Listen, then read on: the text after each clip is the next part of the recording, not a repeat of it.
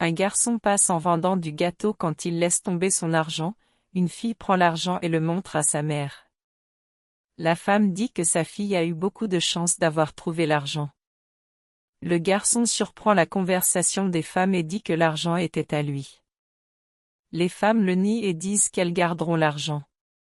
Puis le garçon dit que cet argent était le sien, qu'il avait gagné grâce à son travail. La femme dit que sa fille gardera l'argent parce qu'elle l'a trouvé, mais le garçon insiste sur le fait que c'était le sien et qu'il avait besoin de cet argent.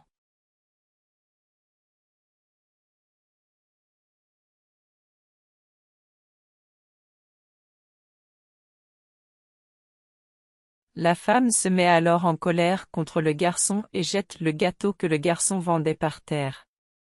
Frustré par la situation, le garçon ramasse le gâteau par terre.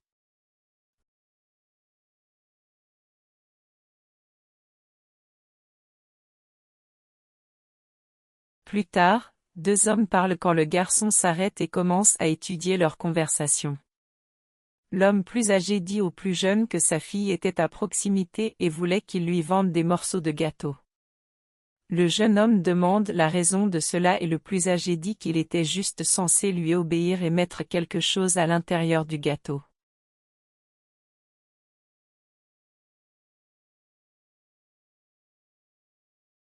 L'homme plus âgé dit qu'il fait confiance aux compétences de vente du jeune homme et lui demande de mettre la poudre à l'intérieur du gâteau qu'il va lui vendre.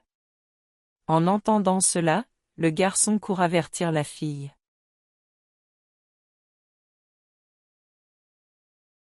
Un peu plus tard, le jeune homme s'approche des femmes. Il dit qu'il est là pour vendre de délicieux morceaux de gâteau qu'il a préparés et demande s'ils ne veulent pas les acheter.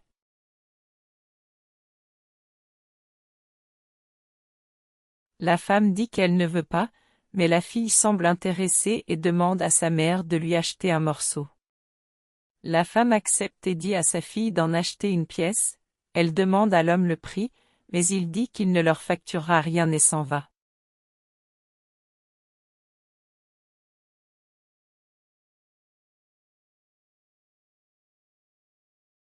Quand la fille voulait manger le gâteau, le garçon accourt et prend le morceau de sa main. La femme est choquée et demande au garçon une explication. Le garçon dit qu'il a vu un grand homme barbu mettre de la poudre sur le gâteau et leur dit de ne pas le manger. La femme lui demande d'où il a tiré cette idée, et le garçon dit qu'il a vu plutôt deux hommes la combiner et que l'un d'eux était le père de la fille. La femme ne semble pas surprise par cela. Le garçon dit alors qu'il a décidé de les aider parce qu'il craignait pour leur sécurité. Les deux remercient alors le garçon et décident de quitter cet endroit et d'emmener le garçon avec eux, car l'homme pouvait savoir qu'il les avait prévenus.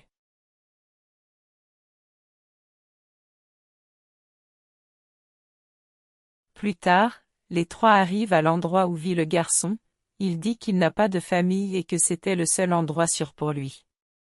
Les deux sont émus par la situation du garçon, la femme demande alors où étaient les parents du garçon, il dit que son père est mort il y a quelque temps et que sa mère l'a laissé seul.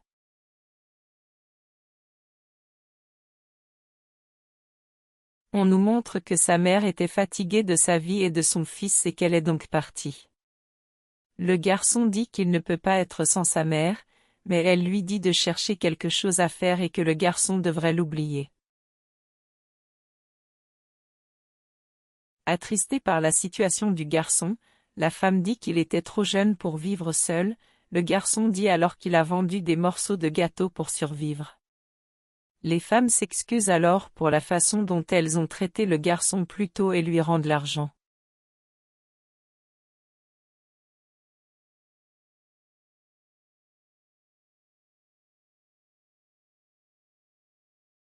La femme dit alors qu'elle a une proposition à faire pour le garçon et qu'elle lui plairait.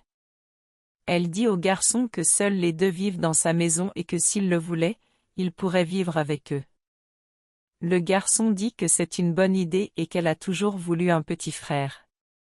Il est très content de la proposition et accepte de vivre avec eux deux.